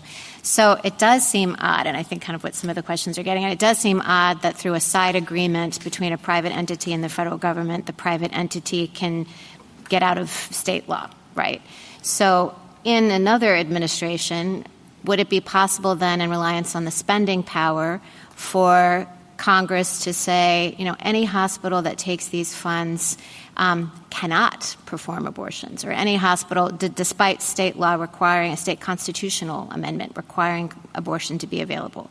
Is that possible? Or, with gender reassignment surgery? I mean, you can imagine it kind of going back and forth through spending clause litigation in ways that would be unusual. Yes, I think Congress has broad power under the spending clause to attach conditions. Now, it doesn't mean that it's wholly unlimited. Obviously, Congress would be having to act pursuant to an enumerated power. It would have to comply with other constitutional limits, and so the law would have to be valid. The spending clause itself has built-in limits, things like relatedness and so it would notice. Have to be acting pursuant to an enumerated power in forbidding gender reassignment surgery or abortion or those sorts of things? Oh, no, I just meant that it would have to be valid. The spending clause itself would be enough, okay. Yes. So we think the spending clause itself would be enough. Just to follow up on that, and going back to where I started with could the federal government essentially regulate the practice of medicine in the states through the spending clause? The answer, I think, is yes. Congress could prohibit gender reassignment surgeries across the nation.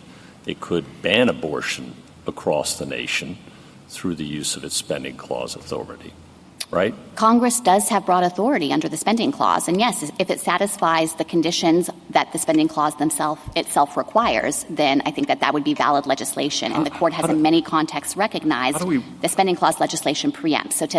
The answer is yes. Okay.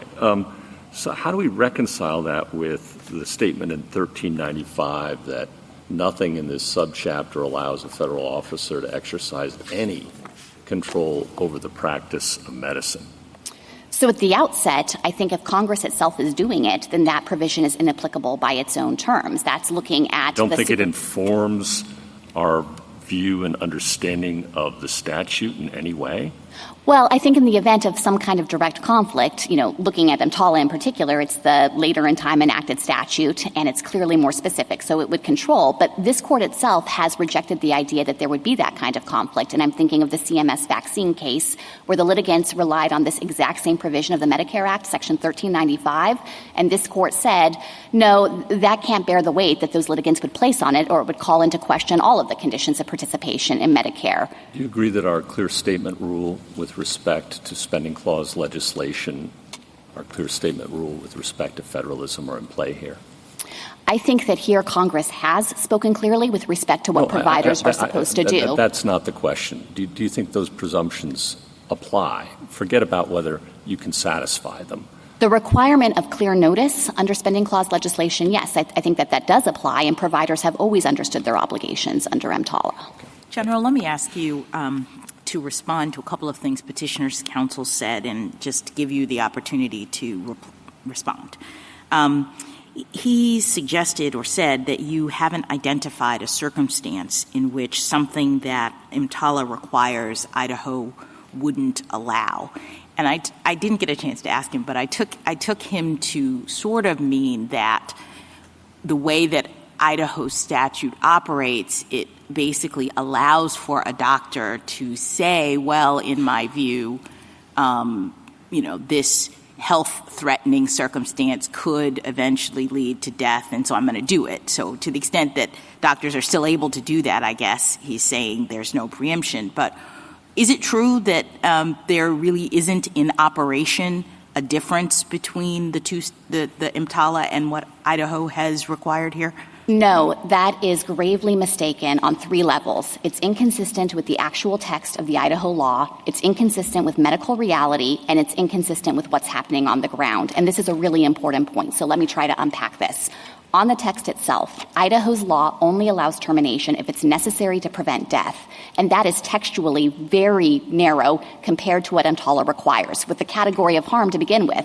In Idaho, doctors have to shut their eyes to everything except death, whereas under EMTALA, you're supposed to be thinking about things like, is she about to lose her fertility? Is her uterus going to become incredibly scarred because of the bleeding? Is she about to undergo the possibility of kidney failure? So I think that is one critical distinction. The other critical textual distinction is the idea of necessity. Under Idaho law, you have to conclude that death will necessarily result, which is also materially different, and the Idaho Supreme Court specifically recognized it. Second, with respect to the actual medical reality here, there are numerous conditions that we are worried about where a doctor's immediate concern is not death. That's a far more remote possibility. They're thinking about the health circumstances that EMTALA guards against. And let me give you 2 examples. The first is PPROM, premature rupture of the membranes. We have declarations at 594 that explain this in detail, and also at JA 615 to 617.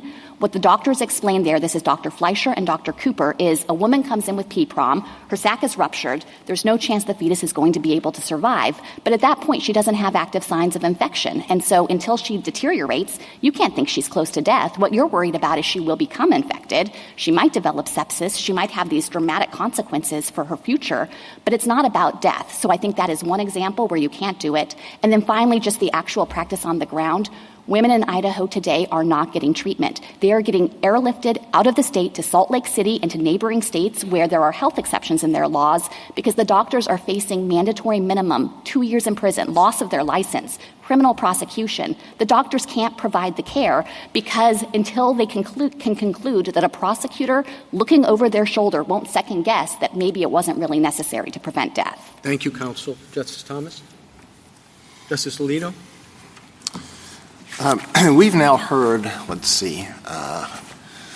hour and a half of argument on this case, and one potentially very important phrase in EMTALA has hardly been mentioned. Maybe it hasn't even been mentioned at all, and that is EMTALA's reference to the woman's quote-unquote unborn child. Isn't that an odd phrase to put in a statute that imposes a mandate to perform abortions? Have you ever seen an abortion statute that uses the phrase unborn child? It's not an odd phrase when you look at what Congress was doing in 1989. There were well-publicized cases where women were experiencing conditions, their own health and life were not in danger, but the fetus was in grave distress and hospitals weren't treating them. Well, so what Congress did is that have you seen abortion statutes that use the phrase unborn child? Doesn't that tell us something? It tells us that Congress wanted to expand the protection for pregnant women so that they could get the same duties to screen and stabilize when they have a condition that's threatening the health and well-being of the unborn child. But what it doesn't suggest is that Congress simultaneously displaced the independent pre-existing obligation to treat a woman who herself is facing grave life and health consequences. Well, let's walk through the provisions of the statute that are relevant to this issue regarding the status and the potential interests of an unborn child. Under B1, if a woman goes to a hospital with an emergency medical condition, that's the phrase, the hospital must either stabilize the condition or, under some circumstances, transfer the woman to another facility. So we have this phrase emergency medical condition in that provision, and then under E1, the term emergency medical condition is defined to include a condition that places the health of the woman's unborn child in serious jeopardy. So in that situation, the hospital must stabilize the threat to the unborn child. And it seems that the plain meaning is that the hospital must try to eliminate any immediate threat to the child. But performing an abortion is antithetical to that duty. But in a circumstance... You go so far as to say that the statute is clear in your favor. I don't know how you can say that in light of those provisions that I've just read to you. The statute did nothing to displace the woman herself as an individual with an emergency medical condition when her life is in danger, when her health is in danger. That stabilization obligation equally runs to her and makes clear that the hospital has to give her necessary stabilizing treatment. And in many of the cases you're thinking about, there is no possible way to stabilize the unborn child because the fetus is sufficiently before viability that it's inevitable that the pregnancy is going to be lost. But Idaho would deny women treatment in that circumstance, even though it's senseless. Doesn't what I've read to you show that the statute imposes on the hospital a duty to the woman, certainly, and also a duty to the child? And it doesn't tell the hospital how it is to adjudicate conflicts between those interests, and it leaves that to state law. Now, most of your argument today has been dedicated to the proposition that the Idaho law is a bad law, and that may well be the case. But what you're asking us to do is to construe this statute that was enacted back during the Reagan administration and signed by President Reagan to mean that there's an obligation under certain circumstances to perform an abortion, even if doing that is a violation of state law. If Congress had wanted to displace protections for pregnant women who are in danger of losing their own lives or their health, then it could have redefined the statute so that the fetus itself is an individual with an emergency medical condition. But that's not how Congress structured this. Instead, it put the protection in to expand protection for the pregnant woman. The duties still run to her. And in a situation where her own life and health is gravely endangered, then in that situation, EMTALA is clear. It says the hospital has to offer her stabilizing treatment. And she doesn't have to accept it. These are tragic circumstances, and many women want to do whatever they can to save that pregnancy, but the statute protects her and gives her that choice. The only way you try to get out of the statutory interpretation that I just posited is by focusing on the term individual. And you say, in the Dictionary Act, individual is defined to exclude an unborn child or a fetus. That's the only way you can try to get out of what I've just outlined.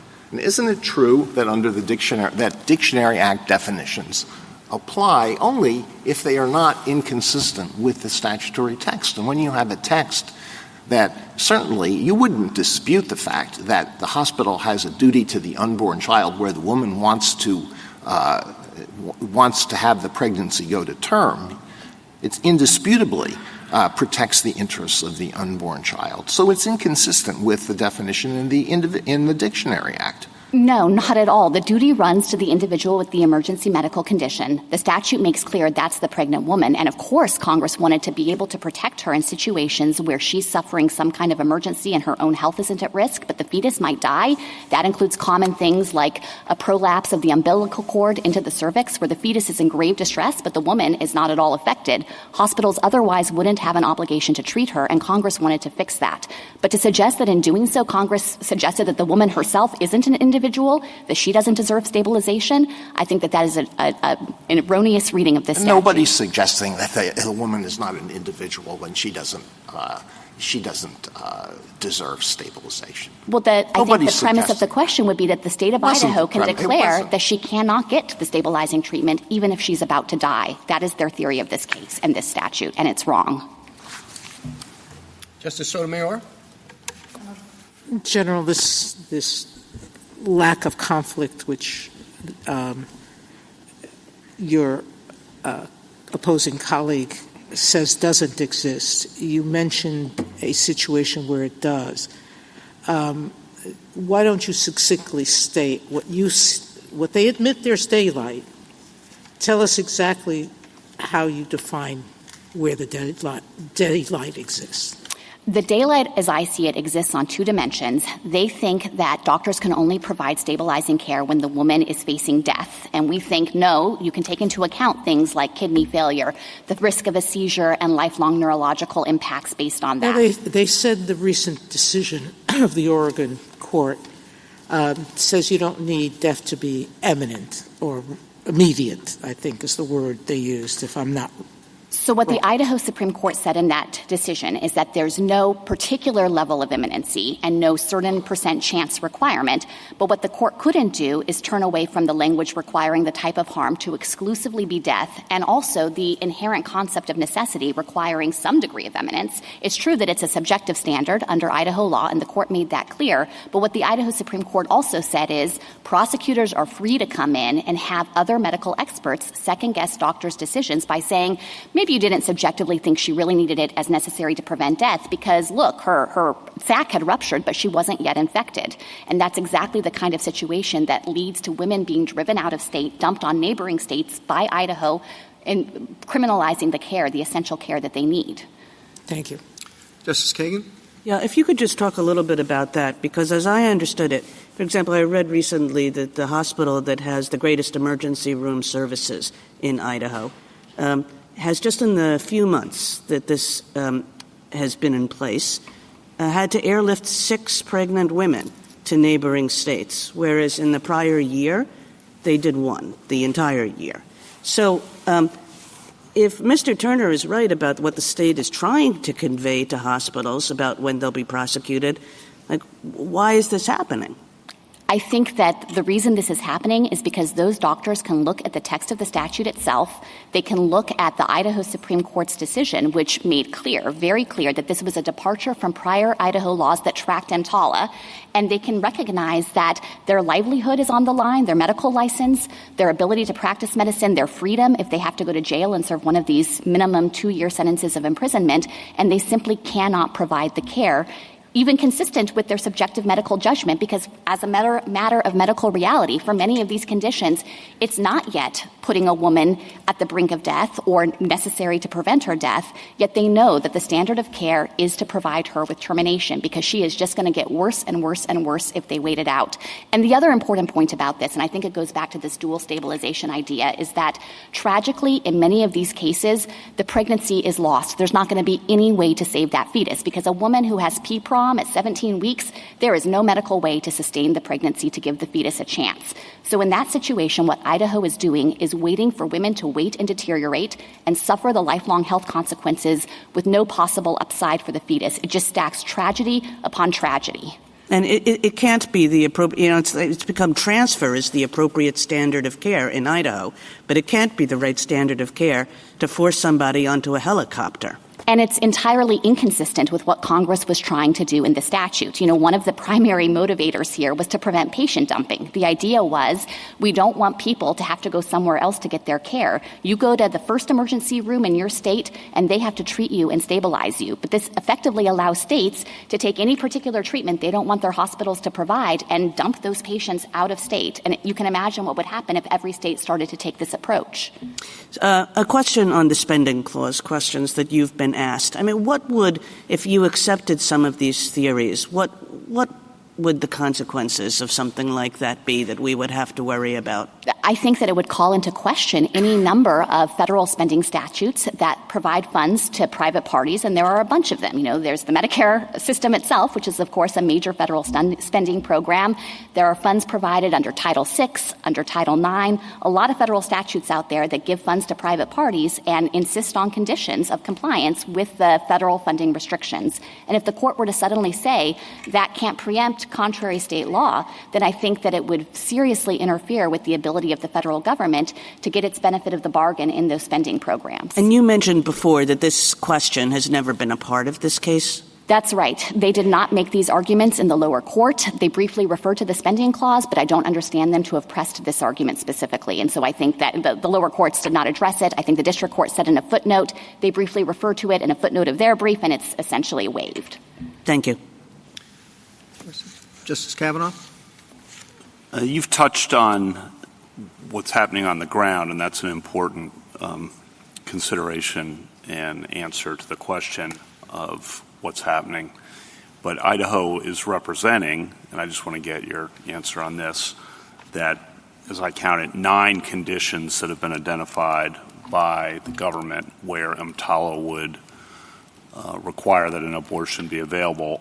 An abortion is available under Idaho law, and that's in the reply brief. Now, Are there other conditions? You've ruled out mental health. Are there other conditions you would identify, or are you just saying that that's not really happening on the ground? I think that's part of your answer, but I just want to get a fuller answer on that.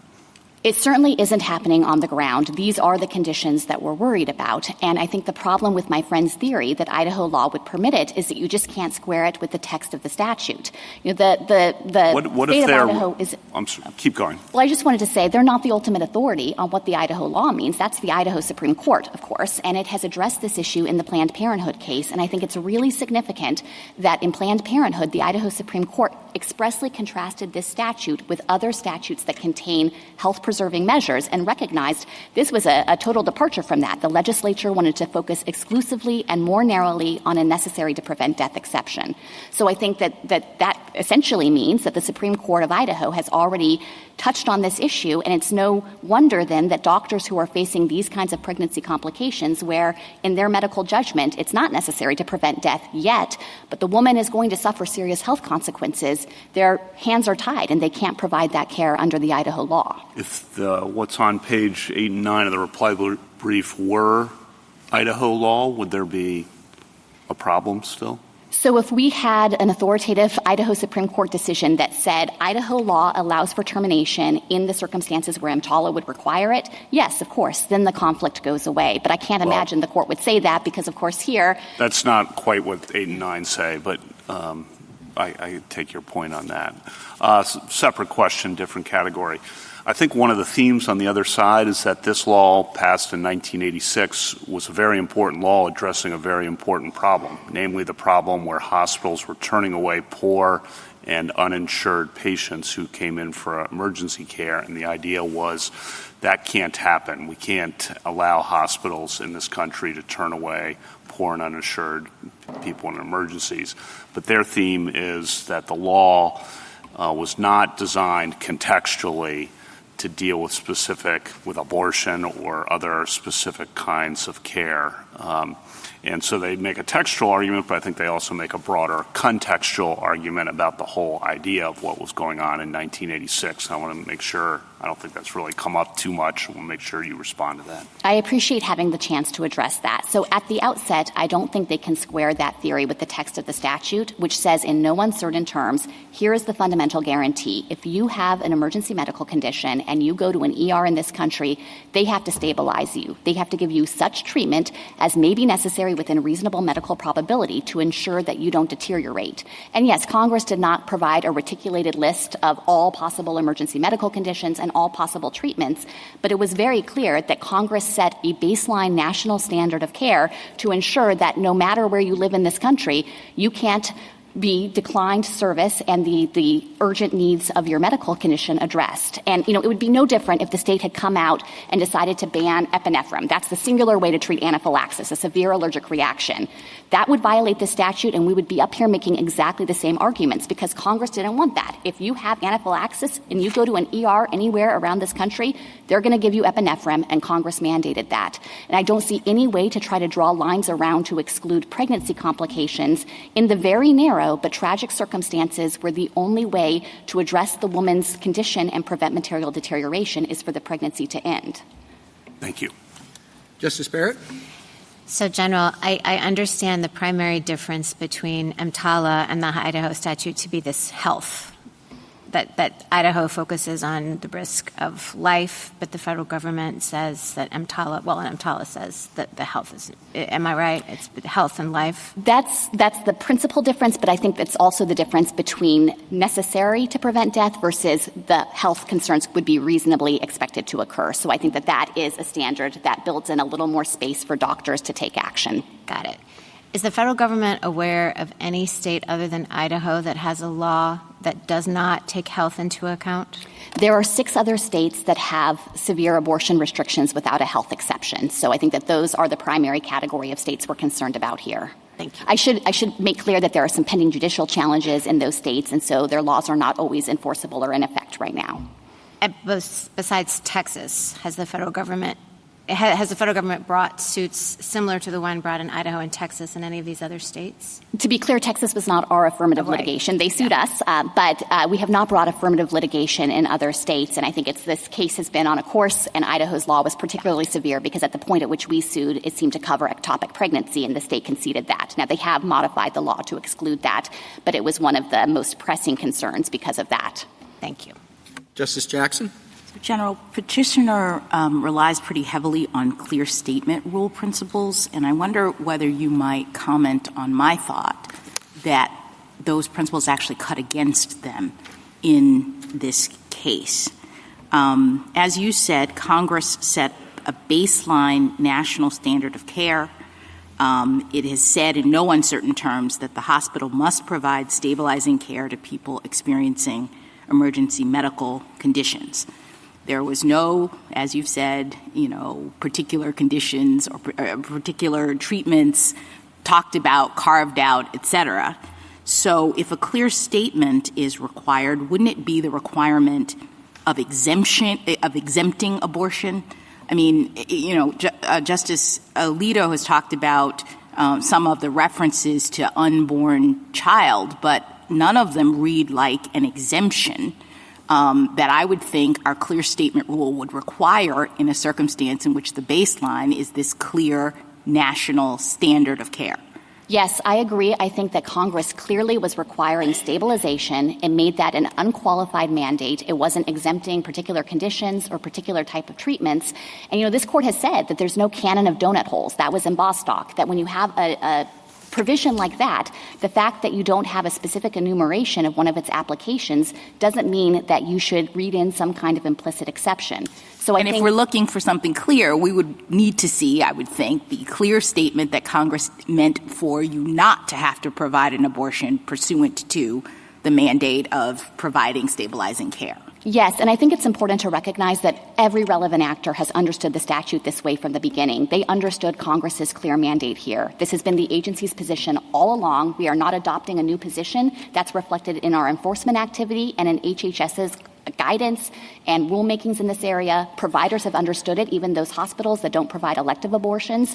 They have always provided life-sustaining and health-sustaining pregnancy termination consistent with EMTALA. Congress itself recognized it in the Affordable Care Act, and I don't think there's any reasonable argument to be made that people misunderstood what Congress was doing in the statute. Thank you. Thank you, counsel. Rebuttal, Mr. Turner? Thank you, Your Honors. EMTALA takes state law practice of medicine standards as it finds them. As Justice Gorsuch noted, that's what Section 1395 says. And in fact, in the vaccine mandate case that was referenced, that's what the Solicitor General's office told this court when it said that 1395 does not allow federal officials to dictate particular treatments for particular cases. That's exactly what they are trying to do here with EMTALA. It's also confirmed by subdivision F. That codifies a presumption against preemption. And so to Justice Jackson's colloquy at the end, that is the point. You do presume that state law continues to operate alongside EMTALA. You don't presume the opposite. It's supported by the CMS Operations Manual, which is HHS's Rosetta Stone of EMTALA enforcement. It tells doctors, it tells CMS enforcement agents on the ground that you consider what is available by referencing what is within the scope of that doctor's license. That is exactly what we are saying. It is also specifically directed in 42 CFR 489.11, which requires hospitals to assure that their medical staff comply with state law. That's a federal regulation that directs hospitals to require their hospital staff to comply with state law. It's also confirmed by the 115,000 enforcement instances that totally lack any theory that would support, any case history that would support the administration's reading. She says that this has always been understood to be the case. Well, you'd think that we would find in those 115,000 instances a single example where state law was overridden by EMTALA, and there isn't one. And finally, the text. The text qualifies EMTALA's stabilization requirement by the staff that is available. We know nurses can't perform open heart surgery. And we know janitors can't draw blood. It's not just a plain mandate devoid of reference to state law. And we know the word available, even in a common usage, incorporates state law. For example, you heard just the other day that when considering whether a bed is available for homeless people, it has both a physical sense and a legal sense. And whether cigarettes or alcohol are available to people in Idaho, there is both a physical question and a legal question. Opioids are available in hospitals. They are on the shelf. They are physically there. But there is a legal question that comes into play too. It is the same with abortions. In response to the Chief Justice's question on conscience, General Prelogger said that both hospitals and doctors are exempt from EMTALA's supposed abortion mandate. We're relieved to hear that, but I think that it highlights the utter inconsistency of the administration's reading. So if EMTALA's stabilization requirement is general enough not to override extra textual protections like conscience protections, then it cannot be so specific and include a requirement that is in direct conflict with state law. Those two don't jibe. This court does not lightly find a direct conflict. Congress must speak clearly. It has not done so here. The administration's position ultimately is untethered from any limiting principle. I think we heard that. There's just no way to limit this to abortion. And there's no way to limit it to Idaho. There are 22 states with abortion laws on the books. This isn't going to end with Idaho. It's not going to end with the 6 states that General Prelogger mentioned, because all of the states that have abortion regulations define the health and the emergency exception narrower than EMTALA does. And so this question is going to come up in state after state after state. It's also not limited to physical health. I know General Prelogger says that there's no circumstance in which a mental health condition would require stabilization with an abortion. But now she's just fighting with the American Psychiatric Association, the very standards that she's setting up to say controls the EMTALA inquiry. That's not consistent. And it isn't limited to EMTALA. Justice Thomas, Alito, Justice Gorsuch, you all pointed out the major spending clause implications that are at play here. And I disagree that we didn't brief this. It's on pages 20 to 21 of our opening brief. We recognize that this is hugely concerning if the federal government can pay private actors to violate state laws, and not just any state laws, state criminal laws. The implications of that are vast. It leaves the federal government unbound by enumerated powers. And I think General Prelogger admitted that. The court doesn't have to answer that question on our reading. It does on theirs. Thank you, counsel. The case is submitted. That concludes the audio recording of the court proceedings. On June 27, 2024, the Supreme Court issued a dismissal of the writ of certiorari as improvidently granted, vacating the stay it had previously entered. Rather than resolving the merits of whether EMTALA preempts Idaho's abortion restrictions, the court determined that circumstances had changed substantially since certiorari was granted, making further Supreme Court review inappropriate. The per curiam majority provided minimal explanation for its dismissal decision. However, several justices filed separate opinions addressing the case's underlying issues and their views on the proper course. Justice Amy Coney Barrett filed a concurring opinion, joined by Chief Justice John Roberts and Justice Brett Kavanaugh. Barrett noted that significant developments had shifted the case landscape, including clarifications from the federal government that EMTALA does not require abortions for mental health conditions and that federal conscience protections apply in the EMTALA context. She emphasized that both parties appeared to have narrowed their positions on the scope of actual conflict, and that Idaho law had materially changed since the district court's initial ruling. Barrett criticized what she called a deviation from normal appellate practice as having proved to be unwise, concluding that further proceedings in lower courts were preferable. Justice Elena Kagan filed a concurring opinion, joined by Justices Sonia Sotomayor and Ketanji Brown Jackson on Part 2. Kagan endorsed the government's interpretation of EMTALA, arguing that the statute unambiguously requires Medicare-funded hospitals to provide whatever medical treatment is necessary to stabilize health emergencies. She contended that when pregnancy threatens serious health harms, EMTALA requires hospitals to offer abortion as stabilizing treatment. Kagan emphasized that Idaho's law conflicts with EMTALA because it permits abortions only to prevent death, while EMTALA requires care preventing serious jeopardy to health. Justice Jackson filed a concurrence in part and dissent in part, agreeing with Kagan's statutory analysis but disagreeing with dismissing the case. Jackson argued the conflict between state and federal law remained clear and that the court should have resolved the preemption question, asserting that pregnant patients suffered during the stay period while the court avoided necessary legal determinations. Justice Samuel Alito filed a dissent, joined by Justice Clarence Thomas, with Justice Thomas and Justice Neil Gorsuch joining parts 1 to 2. Alito argued the government's interpretation was plainly unsound, contending that EMTALA's text and legislative history demonstrate Congress intended to protect unborn children, not require abortion. He emphasized that Congress enacted EMTALA while simultaneously restricting federal abortion funding, and that when Congress conditions federal funds on state recipients, those conditions must be unambiguous. Alito expressed concern that the government's broad interpretation could require abortions for mental health reasons and noted that genuine conflicts remain despite narrowing arguments. This concludes this presentation. If you have thoughts on this case and judgment, do comment below the video. Also, to receive notifications of future cases, be sure to subscribe to the channel. Please share the channel link with your friends and peers that you think may be interested in or benefit from it. Thank you.